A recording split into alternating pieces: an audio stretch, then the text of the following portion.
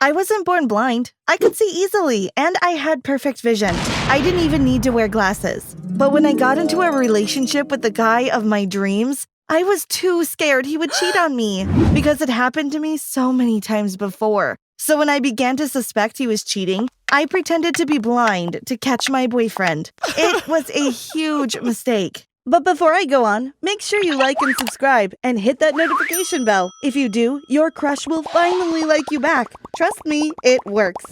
Let me start from the beginning. When I moved from my hometown to the big city, I had no experience in romance whatsoever. I had never had a boyfriend, not a real one at least. I moved for a job opportunity to the city, and when I started work, I was very nervous and excited. It was also new and strange and unusual. But I couldn't wait to get out into the big, wide world and maybe find love. Well, at work, I was in the office, and this handsome guy approached me. He said his name was Jason, and he would like to welcome me to the company. He was so kind and funny, and I'm embarrassed to say this, but I fell in love with him immediately. You see, I'm such a hopeless romantic. All those cheesy movies you roll your eyes over, I love them. And so when this handsome guy spoke to me on my first day on the job, acting so nice and funny, I thought this was my moment. This was the moment when I met the guy of my dreams, when we would start dating, and when some unknown obstacle would get in our way, but we would rise above the occasion because our love was that strong. Yeah, I was pretty naive. Every day, I was so terrified to go to work because I knew I would see Jason and I was afraid I would make a fool of myself. I remember when I was in the break room getting some coffee when he came up behind me and said, "Hi." That's all, just a small hi. But me, being the clumsy girl of the office, spilled all my coffee on my shirt. I didn't even give him time to react. I bolted out the door and ran straight home. I guess my boss felt sorry for me, so he didn't reprimand me the next day when I apologized for leaving without notice. I for sure thought Jason didn't like me. He was just being nice, that's all. Why would he like a girl like me who was awkward and ugly and clumsy? At this point, I sort of let go of the romantic fantasy and accepted we would never be together. He was way out of my league. But then, I had the shock of my life when he asked me out. He did it so casually. I was sitting at my desk filing up some reports when out of nowhere he appeared at my side. "Hey," he began, "do you want to go out with me this weekend?" I was too stunned to speak, but then thankfully my brain caught up and I stuttered out a response. Yes, I managed. He chuckled, set a time, set a location, and that was that. We were going out. I was ecstatic and terrified at the same time. But when we started dating, it was the best time of my life. I felt so right with Jason. I just knew we were meant for each other. We would hang at the park, go ice skating, have lovely dinners. And I felt like the happiest girl in the world. Of all the girls out there, he chose me. I was incredibly lucky. Alas, being the dumb girl that I was, I had to go and ruin it all. Other girls at the office started talking to Jason, chatting with him, flirting, and I was so jealous. I was practically livid. I knew they were prettier than me, and they probably wondered why Jason was with a girl like me. But that didn't mean they had the right to flirt with Jason, to steal him from me. There was this one girl, Amanda, who was especially annoying. She would talk to him right in front of me sometimes, just to spite me. But I didn't want to complain because I didn't want to be that jealous girlfriend. She really got close to him, and I would see them at work, laughing and talking. She was obviously flirting with him. She would flip her hair, let out a high-pitched giggle, pat his shoulder, and I couldn't take it anymore. I confronted Amanda. I told her to back off, to leave my boyfriend alone. He was mine. But she just smirked at me and told me, "Not for long," in that frustrating voice of hers. And I don't know what came over me. I just lost it. I leapt at her, grabbing her hair, screaming out, clawing at her skin. I wasn't a violent person, or at least I never used to be. But at that moment, I really wanted to hurt Amanda. How could she do something like that? Couldn't she see I was infatuated with Jason? Could she just leave us alone? Jason heard us and came barging into the room. Amanda screamed at me for attacking her and looked in shock at the scratches on her arm. She called me crazy. I was just too mad to respond. Jason was immediately angry at me for attacking Amanda. "Why did you do it?" He snapped angrily. She needs to stay away from you, I yelled. Why do you have to be so jealous and distrusting? He said. Then Jason picked up Amanda and helped her, leaving me on the floor. I couldn't believe it. I thought I had lost him.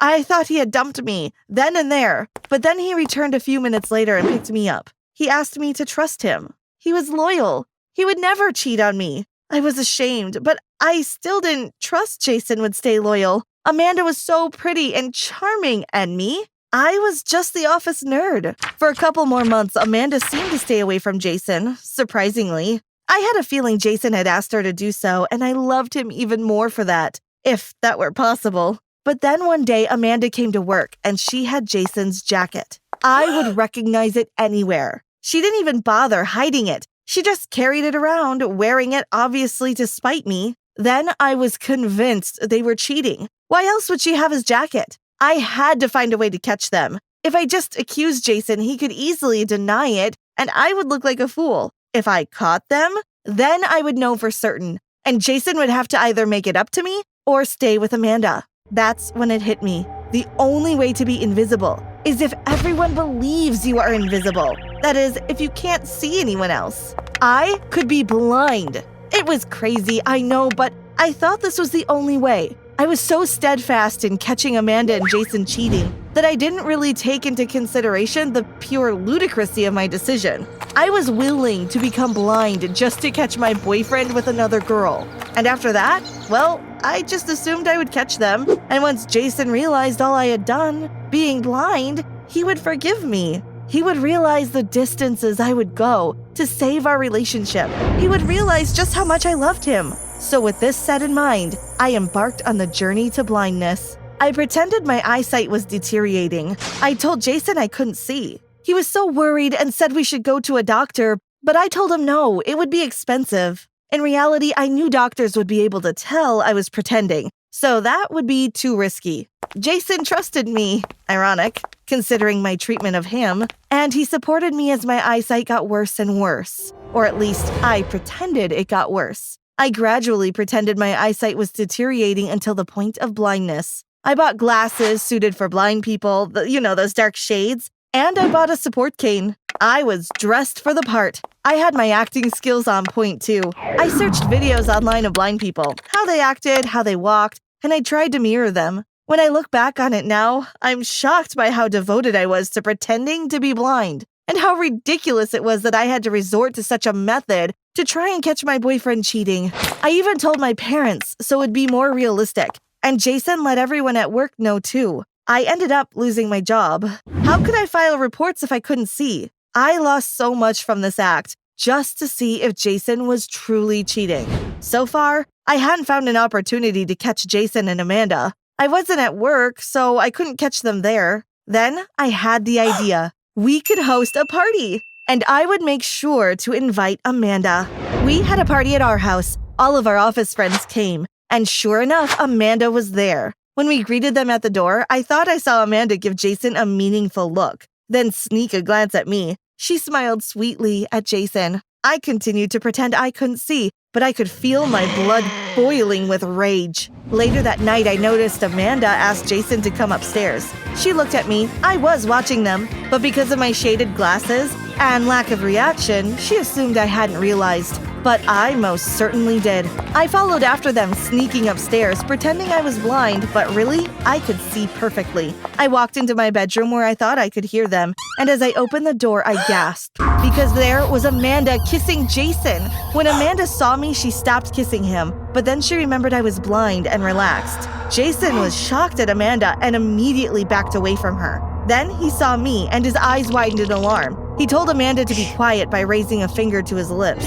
That's when I revealed it. I confronted them, showed I wasn't blind. I took off my glasses dramatically, my eyes frozen in a glare, focused in pure hatred at Amanda. They were so surprised. At first, Jason seemed happy. I think he believed I was healed, but then realization hit and he looked so hurt. He was so angry too.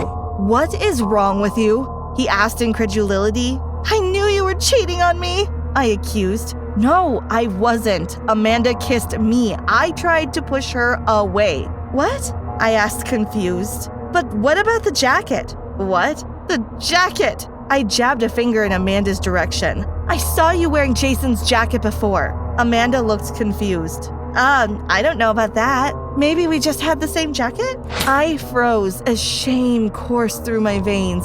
So Jason wasn't cheating on me? I had done all of that. The months of blindness, the challenges that came with it for nothing? I realized how big a mistake I had made. The party ended. Jason sent everyone home, including Amanda, who seemed to find my act so hilarious. I could only stand there in paralyzed horror. Jason wouldn't speak to me. He looked so angry and shocked and confused. I didn't blame him. He was probably thinking, why would my girlfriend pretend to be blind? What kind of girl did something like that? And he was right. What kind of person was I? Why couldn't I have trusted him? But no, I had to go and ruin it all. I had to destroy the perfect thing we had shared together. You're probably wondering what happened next. Well, Jason and I are not together. Of course he wouldn't trust me. How could he trust me after what I did to him? How could I fake something like that? After the party, I apologized to him so many times that night, but he wouldn't take any of it. He remained silent until the next morning